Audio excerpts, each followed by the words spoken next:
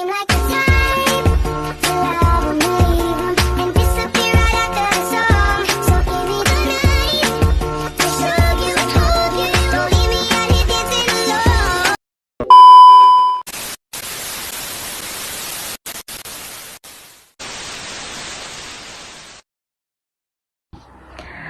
Assalamualaikum warahmatullahi wabarakatuh. Perkenalkan, saya Dede Eksunetri dari Universitas Islam Riau, Prodi Pendidikan Guru Sekolah Dasar. Di sini saya akan menjelaskan asal-usul budaya dan latar pendidikan, yaitu saya mengambil tradisi adat Jawa, yaitu Jaran Kepang. Jaran Kepang atau disebut dengan kuda kepang, yaitu mengajarkan nilai-nilai kearifan lokal yang membentuk cara pandang terhadap dunia dan pendidikan. Tradisi ini menanamkan nilai spiritual atau kepercayaan kepada Tuhan dan leluhur, kesadaran ekologis atau harmoni dengan lingkungan, serta nilai sosial seperti gotong royong dan solidaritas. Partisipasi dalam tradisi ini memberikan pengalaman praktis yang memperkuat identitas budaya dan karakteristik anak-anak. Dalam konteks pendidikan multikultural, Jaran Kepang menjadi landasan penting untuk menciptakan pembelajaran inklusif yang menghargai keberagaman dan memperkuat pendidikan karakter serta holistik. Jaran Kepang itu tarian tradisional dari Jawa Timur, khususnya Ponorogo.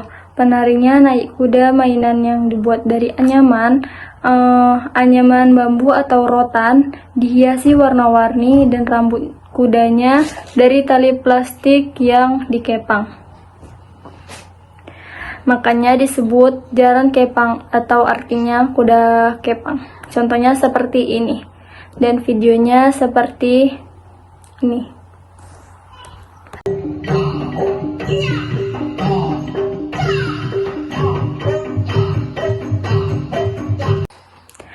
Awalnya, tarian ini bukan cuma buat hiburan, tapi bagian dari ritual buat ngusir hal-hal buruk seperti penyakit atau bencana, dan juga meminta panen yang bagus. Orang Jawa percaya kalau musibah itu datang dari roh nenek moyang.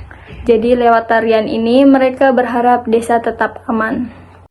Yang unik, kadang penarinya bisa kesurupan. Lalu mereka bisa melakukan hal-hal ajaib seperti makan arang yang dibakar atau tahan pukulan cambuk. Nah, ini bikin pertunjukan tambah mistis dan menarik.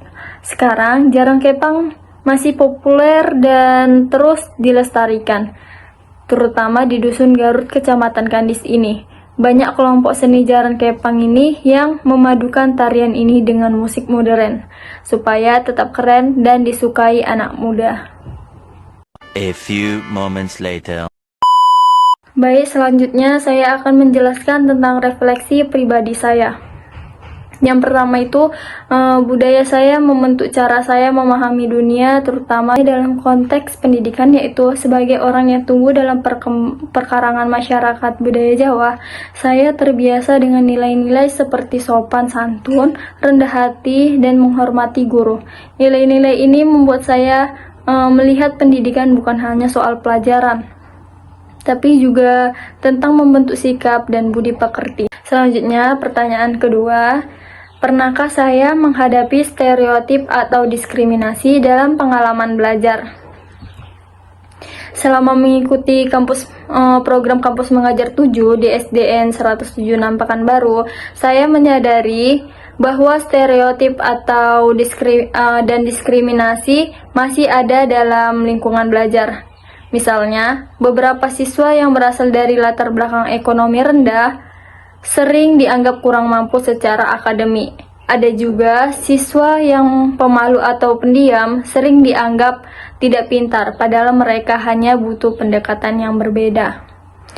Sebagai mahasiswa pendamping, saya berusaha untuk tidak ikut terjebak dalam pandangan tersebut. Saya mencoba mendekati semua siswa dengan cara yang setara, memberi mereka ruang untuk berkembang dan menghadapi perbedaan karakter. Pengalaman ini mengajarkan saya pentingnya menciptakan lingkungan belajar yang adil, tanpa prasangka, dan memberikan kesempatan yang sama bagi semua anak atau peserta didik. Pertanyaan ketiga, pembelajaran apa yang saya ambil dari pengalaman tersebut untuk menjadi guru yang inklusif dan peka budaya?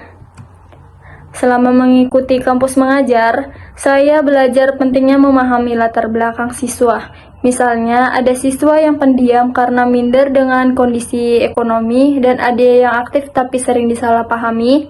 Pengalaman ini mengajarkan saya untuk tidak langsung menilai siswa, tapi berusaha memahami dan menyesuaikan pendekatan mengajar.